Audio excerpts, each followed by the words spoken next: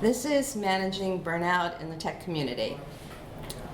And I invite you, of course, to take notes, but also to not email, use social media, worry about your boss or your deadlines, and just focus so that we can talk about a very important topic.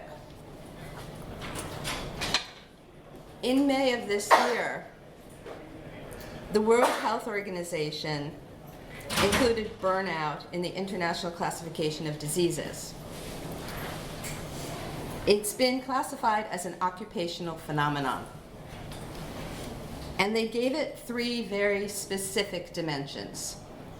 So feelings of exhaustion, distance or cynicism of your job, and reduced efficacy. Stress brings on anxiety, depression, insomnia, physical and emotional exhaustion, loss of cognitive function. This is all the result of stress. I'm the managing partner at Sleight of Hand Studios, and I've worked in the Drupal community for the last 15 years. I've been in tech for decades, way more than I care to admit. I am also principal at Insightful Culture, and our job is to identify a culture in the workplace that brings on burnout, and to work at all levels, the C-suite, management level, and with individuals, to help find the causes of burnout in an organization and to come up with coping mechanisms that really work. I am also a mindfulness and yoga teacher. I am studying at Brown University, and we are an evidence-based program. We're based in research and science. My objectives for today are to talk about the workplace and how we can adjust organizational culture in the workplace, and then to also give you a little taste of mindfulness and what the research is showing us right now. We're doing a lot of research on trauma and other things that is really breakthrough and yet still very new. And so we have to be very careful how we use that research. And I'm going to show you how we can become maybe just a little less reactive and take responsibility for ourselves to reduce our stress for the rest of our lives. So here's the data.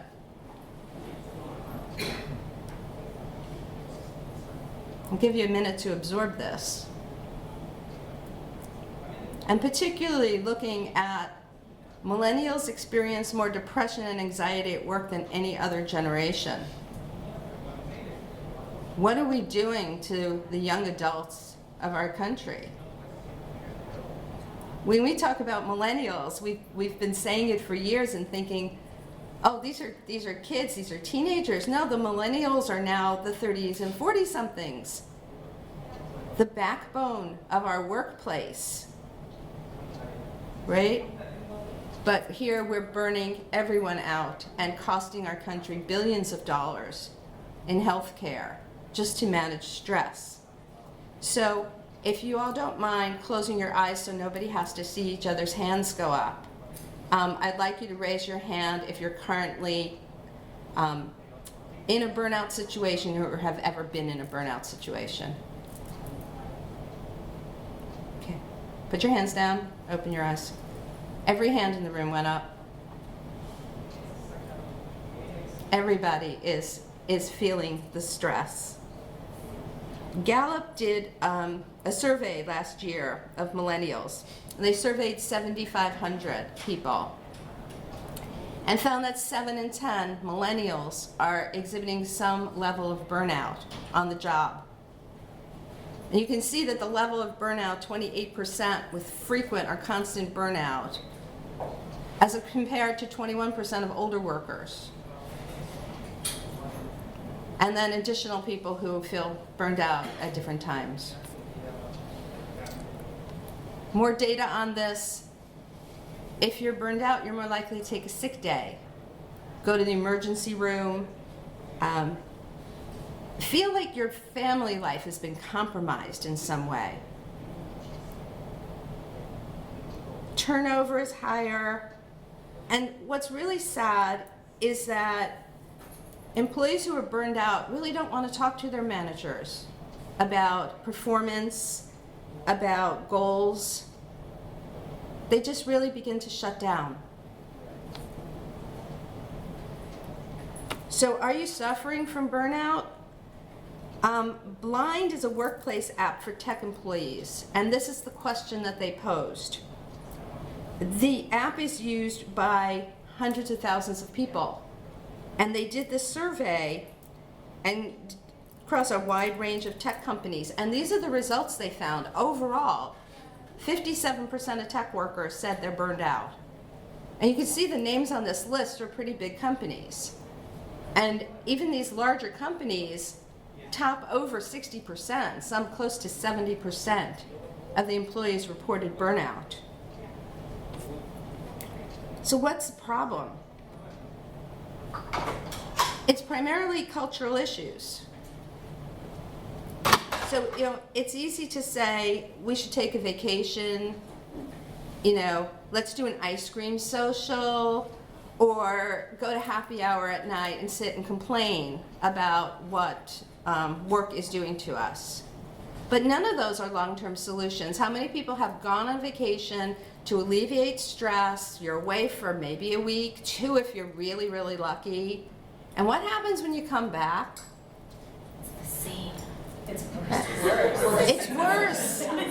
It's worse. Because not only do you have the stress that you left with, but now you have the stress of making up what happened in the last 2 weeks. And what did so-and-so do to my code? Or how did that deadline get moved? And you didn't have a say in it. Total lack of control there. Whatever happened while you were away, you could not control. You could not influence. So we're not looking at solving the problem with Band-Aids. We're looking deep into the cultural issues of an organization and determining what are the commonalities that really impact burnout. And the first one is unfair treatment at work. I've experienced this one personally, and I have literally quit jobs day of, just saying, that's it, I'm out the door. Means you have to know when you've had enough, okay? So the things that fall under unfair treatment at work include bias, favoritism, unfair compensation. People feel that they're not being paid equally with their coworkers or on a scale that's consistent with the industry. Mistrust. Mistrust is a big one. Not being able to trust our managers, not being able to trust our teammates. How many people have had an idea stolen from them and then run up to management? Me, yeah. Bullying and disrespect. You are 2 to 3 times more likely to experience burnout if you have unfair treatment at work. 2 to 3 times. Workload. High performance is pretty unattainable if you're drowning in work. It's unmanageable. We have too much overtime, we have too much work, we have insufficient staffing on our projects. Lack of role clarity. It's exhausting to try to figure out what it is that people want from you.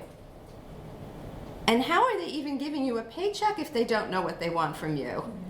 And how do you feel about earning a paycheck when you're not sure what it is that people want from you? 40% of people don't know what's expected of them at the workplace.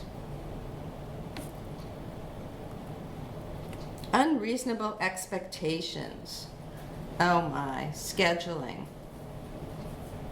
Good scheduling results in 70% less burnout.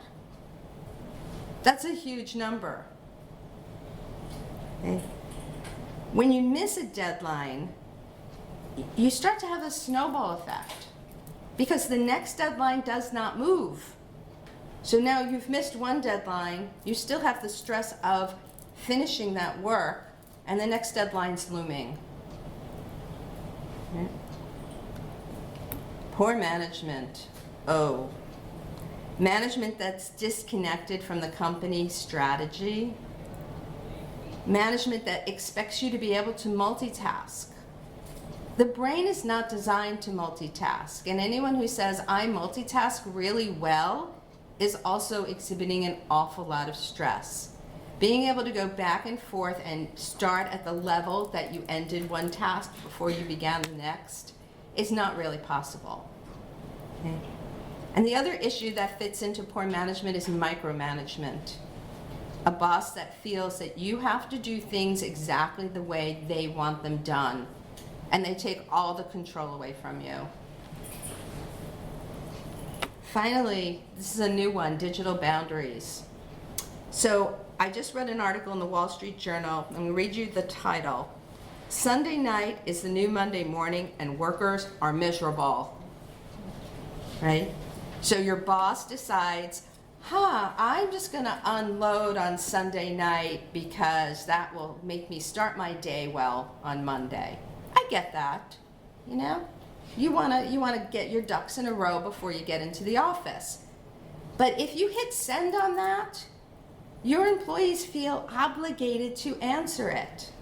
And even if they don't feel obligated, you have now taken away a chunk of their weekend because now they're thinking about what it is that you're going to want them to do on Monday. You could schedule that email to go out 8 o'clock Monday morning instead. But I don't think people think about that. Additionally, expectations that you show up at work if you're sick or if you're struggling with mental health. The industry just being changing all the time. I know the stress we all felt when we found that we had to move to Drupal 8, and it's a whole different ecosystem. And technology has always been that way. We always have to keep learning new techniques, new languages, new ways of doing things, new ways of thinking.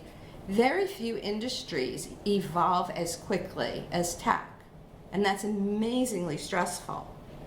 And finally, commoditization of our work. And I know in the web space, you know, we all feel that people think they're buying a product. They're like, well, it's just a website.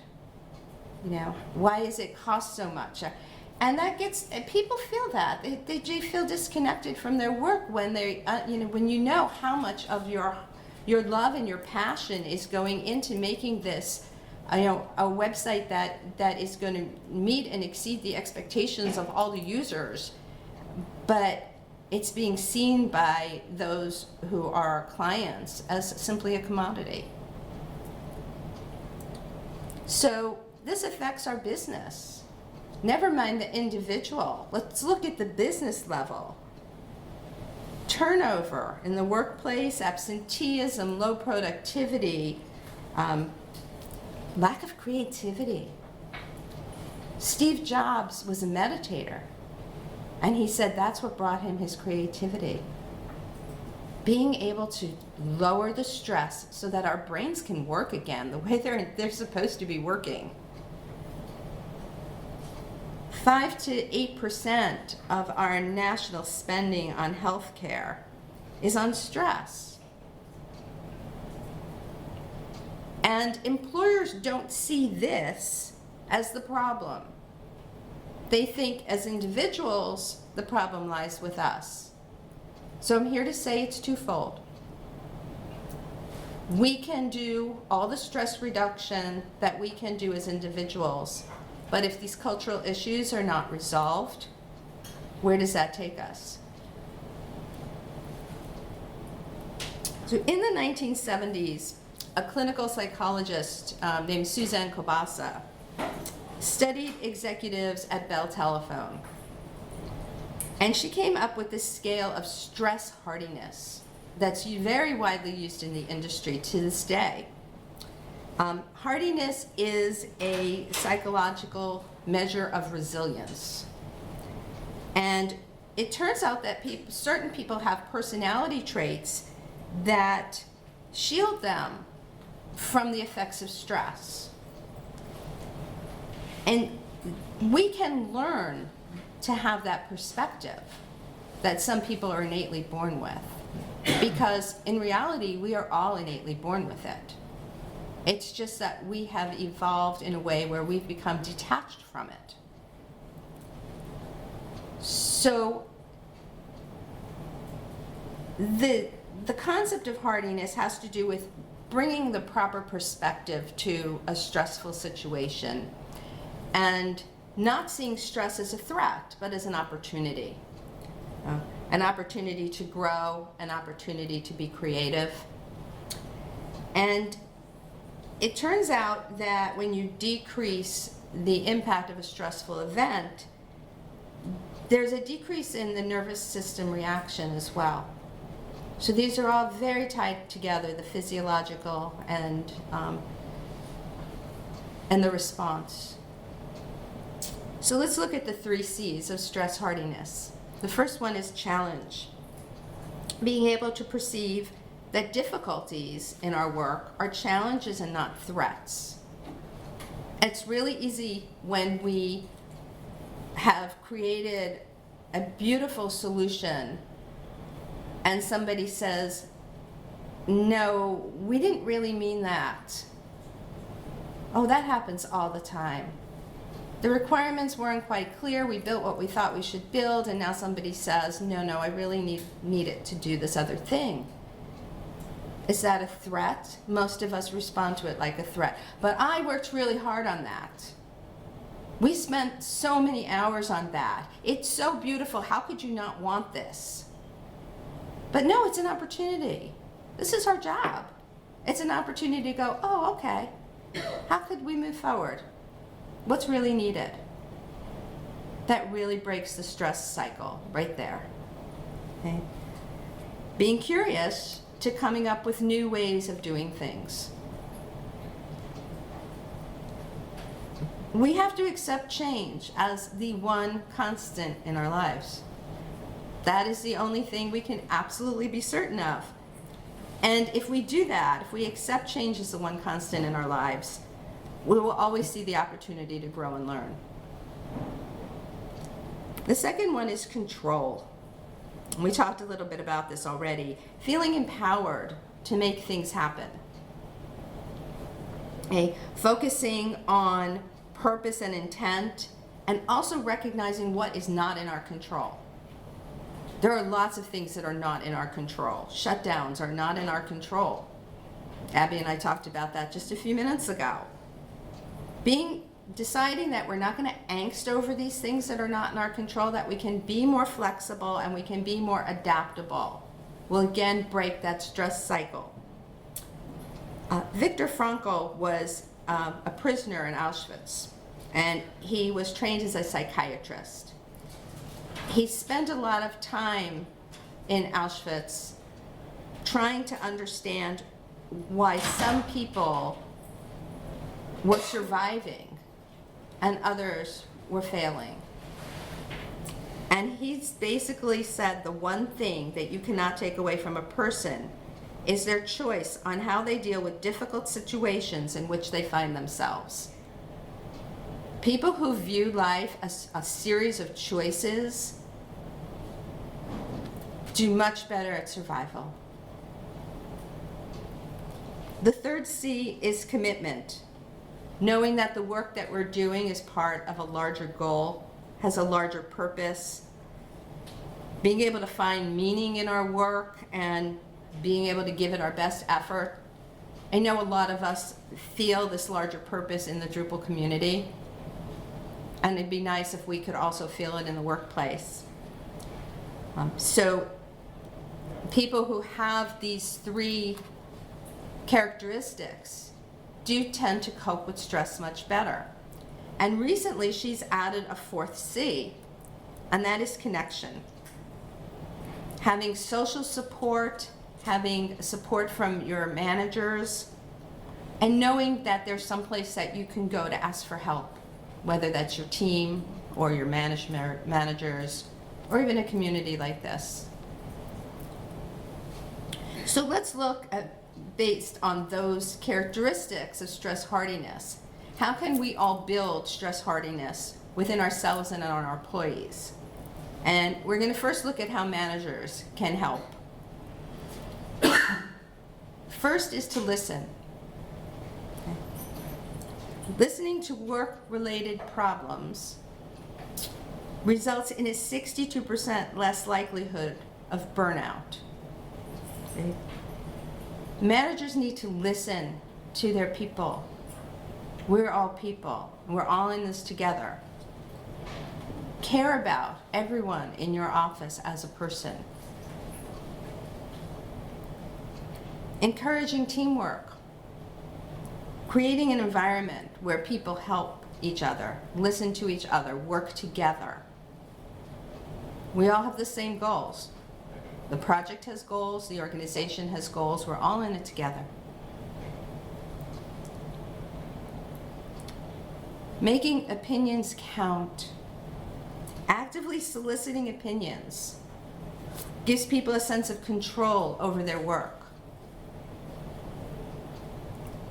When I did my session yesterday on content audits, this was a big piece of it. For a content strategist to bring their work to the larger team and get the buy-in that's needed so that we can all go forward together and listen to other people's opinions. Opinions of designers, developers, managers, subject matter experts, project managers. Everyone's opinion counts. Making work purposeful.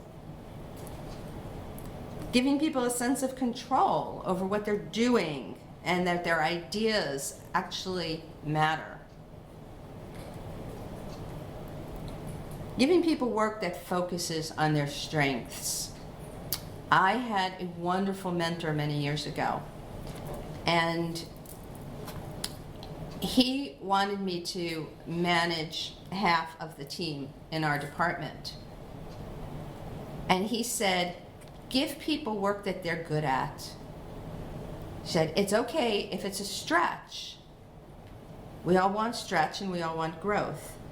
But give people work that they're good at so that they can feel competent. So we've all felt like we've been thrown in the frying pan. But when you really look at a team and look at the work that needs to be done, can you align it best as possible to make sure that people feel like they're going to succeed? Okay? When one does this, we are 57% less likely to experience chronic burnout. So now let's look at how organizations can help.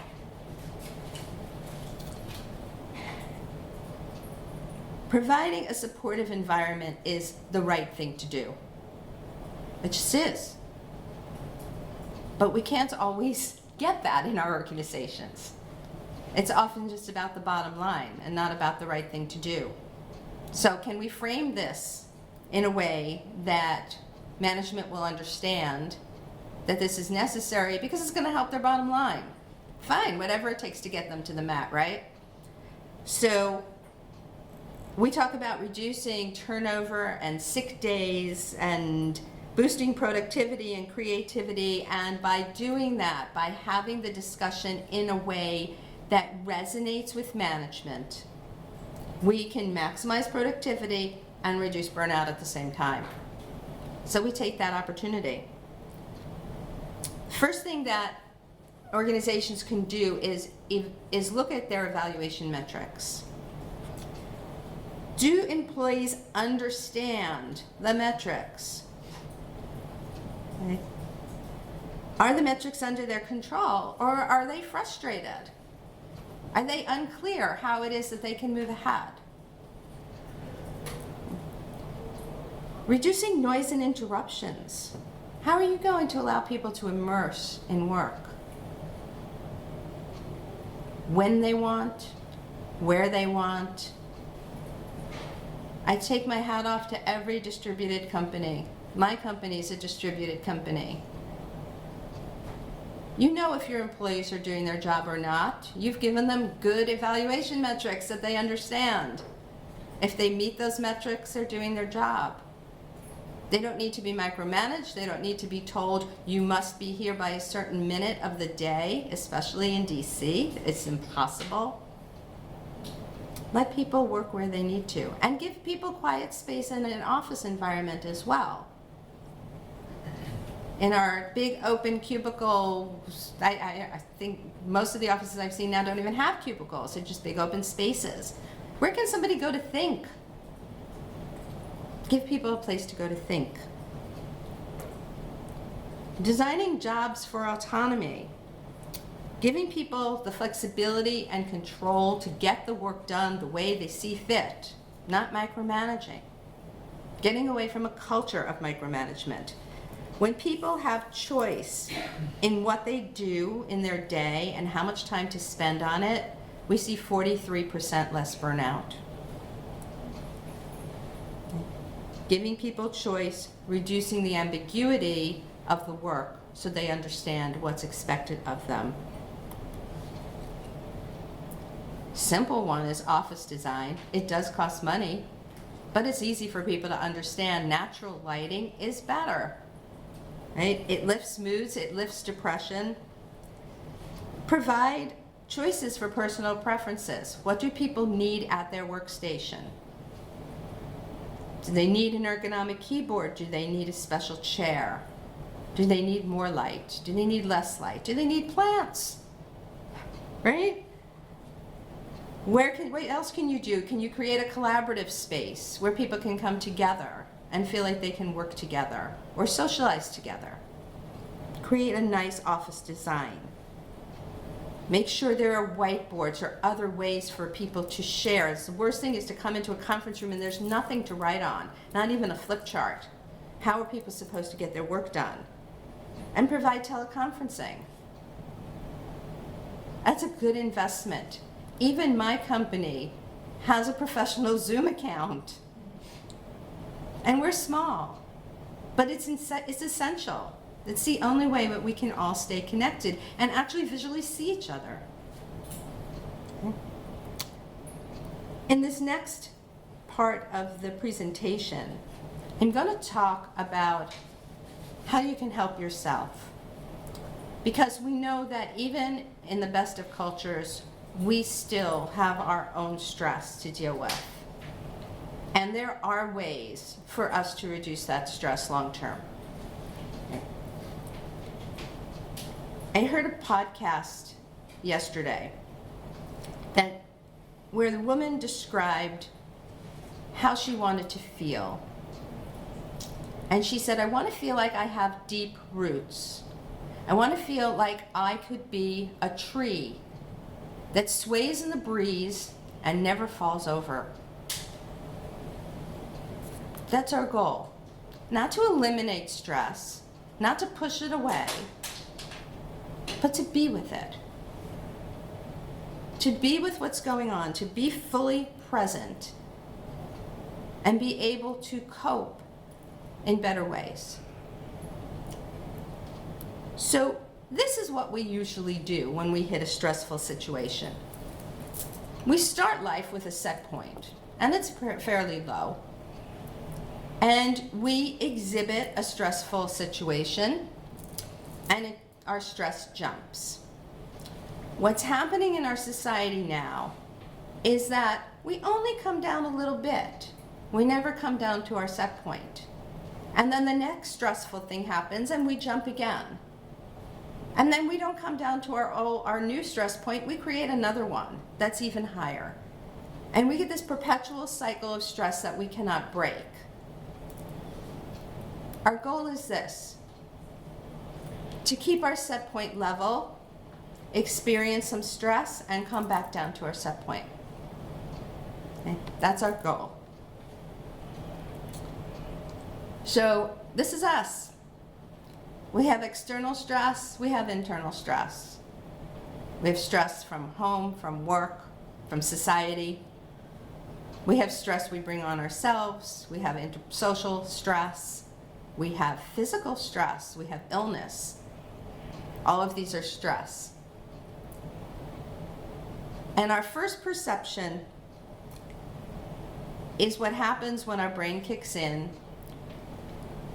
what we've called the lizard brain, the monkey brain, where we just go out and react. Now, the human race needed to have this encoded in our DNA because we didn't want to be eaten by wild animals, right? We needed a way to run away, to freeze in our tracks, to fight back. And that's what's encoded in us. But now we have taken that same encoding and we've applied it to everything. We've applied it to driving, the road rage. We've applied it to our families, yelling at the kids when we come home tired. We've applied it to work, getting angry with coworkers. We've applied it to social media for sure. We've all seen all the fighting, all the division in our country. So we've got this perception, and we have a reaction. So our adrenals kick in and pump a ton of cortisol into our bodies and raise our blood pressure and raise our pulse, and our hands get sweaty, right? And our legs get shaky and our stomachs hurt and we get headaches, right? Stress reaction. And that leads to dysregulation of the body.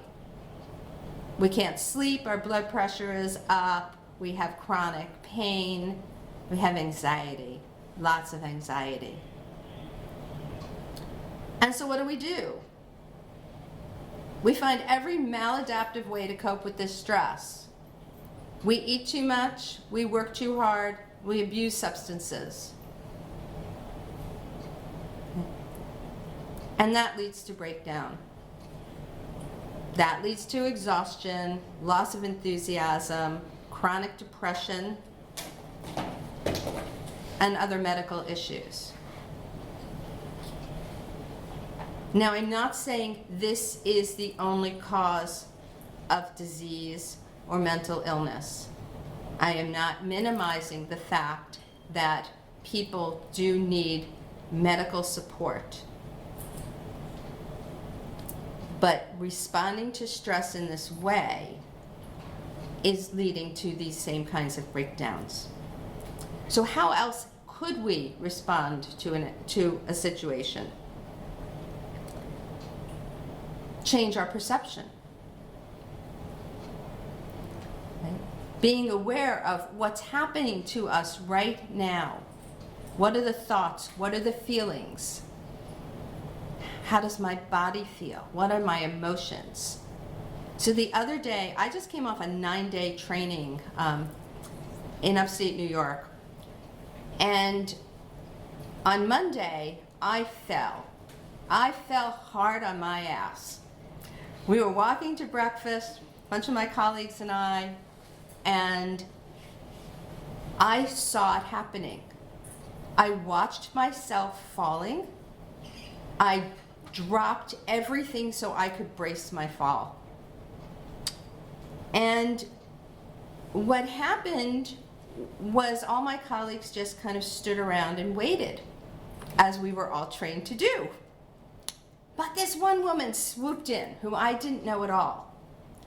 Can I take your purse? Oh, my purse was strapped on me. Can I take your purse off? Can I hold your, what can, and she was all over me. She was in that tend and befriend reactivity place where she was trying to help herself in what she saw as a stressful situation. But that wasn't going to help me any. I literally laid on the ground and followed first aid protocol in my own head. I did the concussion protocol. I body scanned for broken bones. I just laid there, saying, give me a moment. Okay. That is how I reacted to the situation. And when one of my colleagues finally said to me, what do you need? which is a question everybody should put in their tool belt. What do you need? Instead of jumping in to help and fix. What do you need? And I said, I need a cup of coffee with a little bit of decaf. And she actually ran into the dining hall and brought me out coffee, and I sat up on the pavement and I drank my coffee before I went to the medics. So, having awareness when a stressful situation happens. And then what's the stress response when you bring awareness? Awareness of body and breath. Awareness of the context that we're in. There was no reason for me to overreact to a situation until I knew what the situation was and how serious it was. Bringing emotional strategies, problem-solving strategies, bringing new options to situation gives us a quicker recovery. Brings that set point back down where we want it to be. So we talk about these three things that you can think of as parts of awareness when you're in a stressful situation. And actually in our training, we literally wrote those on a piece of paper as we discussed different situations and said, well, what's my body feeling? When you start to feel how your body responds in stressful situations, it kicks in faster than the mind, right? You're like, oh, I feel that in my stomach. What's going on? Okay. Emotions. So we had lists of emotions. How do I feel right now? I felt scared. I felt unhappy. I felt like I was in pain. What thoughts come to mind? I hope I'm okay. I hope I didn't break anything. You know what's not in here? Judgment. I didn't say, oh my, I'm clumsy. Oh my, I'm stupid. I can't believe I did that again. Because that raises our stress. Jon Kabat-Zinn is a PhD molecular biologist from MIT. And 40 years ago, almost to this day, he founded the mindfulness-based stress reduction program at University of Massachusetts. He has had the biggest role in establishing scientific credibility for mindfulness in the West. And his definition of mindfulness is paying attention in a very particular way, purposefully, in the present moment, and non-judgmentally. Okay. These are the three hallmarks of mindfulness. Being purposeful in how we're addressing our situations, staying in the present, not regretting the past, which brings on immense depression, not looking out in the future, and I'm not saying don't plan, but I'm saying all those what ifs that we say. What if they don't like me? What if nobody comes to my session? Brings on enormous anxiety. And non-judgmentally, not saying to yourself, I'm a failure, I could do better. When we approach our lives with mindfulness, we see enormous reductions in stress. And we've basically just had society throw all this stuff on us. We were born this way. And then the teachers told us how to act, and the clergy told us how to act, and our parents told us how to act, and our parents' friends told us how to act. And then our friends, as we became teenagers, told us how to act. Can we get back to how we should act? How it was healthier for us to act? So how do we practice mindfulness? We have 4 ways in which we are trained to teach people to practice mindfulness. The first is focused attention practice.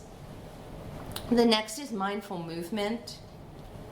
The third is informal practice, bringing mindfulness to silly little things like washing the dishes or having a meal without the television on. Okay? And then what we take in. This is where choice comes back in. If you have a stressful day at work, do you really need to get on social media first thing when you're done? Do you really need to turn on the TV and watch the news? Did you need to listen to the hearings 2 days ago when you were completely stressed out already? Making choices about what we allow to come into our lives. And we've seen the results of the studies where the prefrontal cortex tends to thin as we age. And we're seeing that we have just as much brain matter if we are meditators as 20 to 30-year-olds. And that there are these folds in the brain that allow us to process information faster, and we're seeing an increase in that as well. And we're seeing a correlation between all of these brain structures and how long somebody has meditated. So the brain is plastic. The brain can change. We're seeing fMRIs that show that we can move our thinking from the reactive side of the brain to the creative side of the brain. And we've seen the trigger of the amygdala, the monkey brain, reduced after just 10 minutes of meditation. Richie Davison is running the center at the University of Wisconsin, who is also doing a ton of research. And he wants us to take responsibility for our own minds. And it's the equivalent of pumping weights in the gym. The more reps we do, the stronger we get. The more we do mindful meditation practice, the stronger our brains get. And then when we are not doing it, we can respond so much better to all the stressors around us. Very quickly, this is too busy a slide, but I really wanted to put what mindfulness is and what it is not up in one place so you can compare and contrast. Because mindfulness is participatory medicine. And like I said, it is not to replace anything else that you are doing with any practitioner or therapist that you have. We're not saying throw away your drugs. We're not saying don't go to your therapy. We're saying this is an additional modality that is going to assist you in reducing stress and anxiety and depression and pain and stress. Those 4 things have been scientifically shown in the research to resolve well with mindfulness. Okay? And we are not a cure, we are not a quick fix, and we are not a religion or a cult. So I wanted to bring those points out very clearly. This is a secular, scientific, evidence-based practice that puts medicine and healing in your hands. So if you will indulge me for just a moment, I'm going to ask you to do a very short focused attention practice. So if you could sit on the edges of your chairs.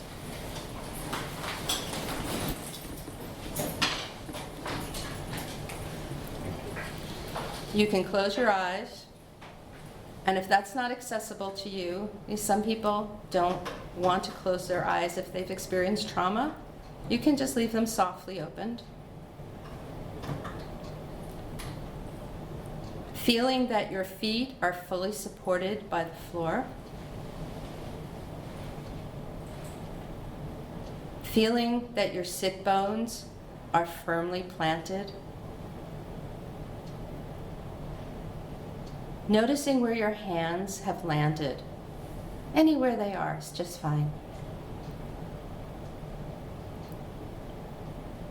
From the base of your spine upwards, sitting in a dignified position, bringing your spine straight, your head above.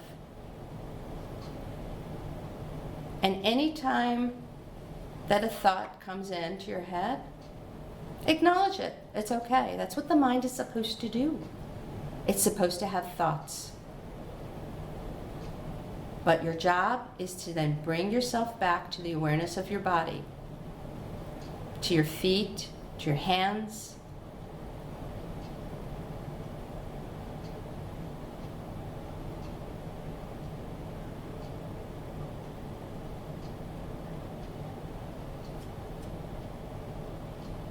If your mind is wandering, bring it back. Over again, as many times as you need. And if you'd like, bring your attention to sound. What sounds do you hear in the room? Do you hear anything out in the hallways? And don't forget to breathe.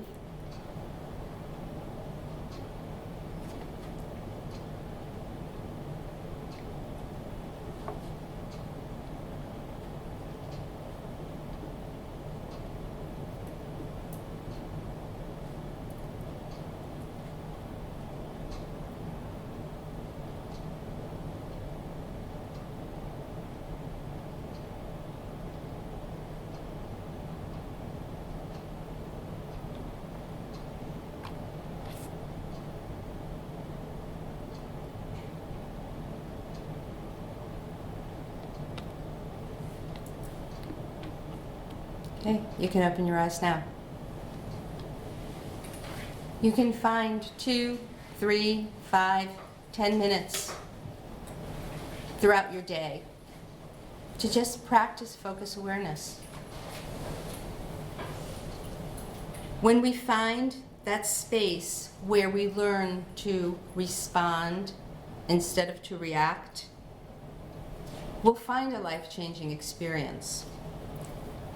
One where we have less stress, where we feel more in control, where we're more aware, and yes, where we find loving kindness and compassion as well.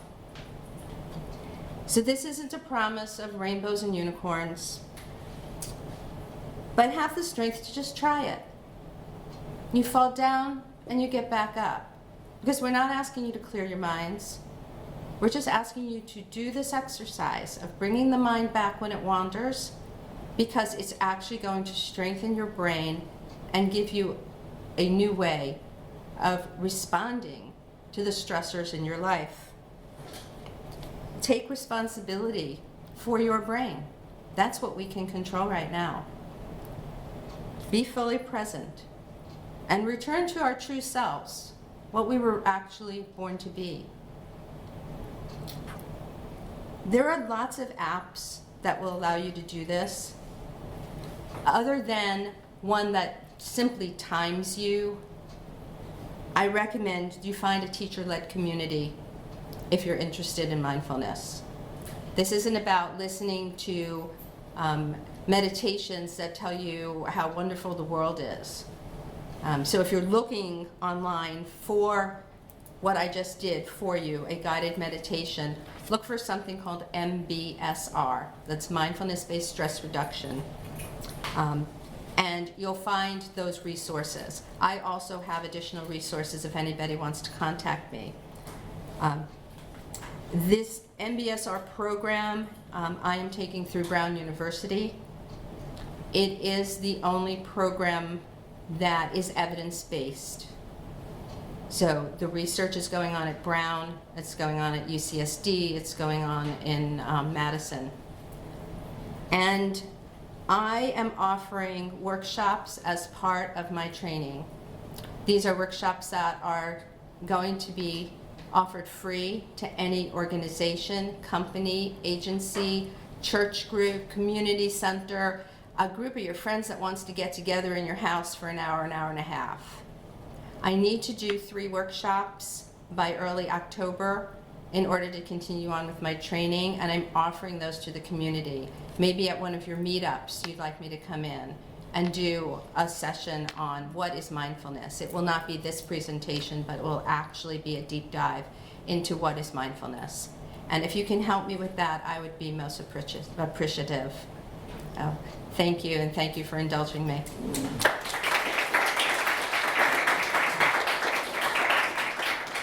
Are there any questions? I know this is a lot to take in, so. Yes? Okay. Yeah, feel free to come up to me afterwards, or we can go out in the hallway. I know this is a big topic. And definitely get in touch with me if you want more resources, or if you can offer me the opportunity for a workshop. Thank you.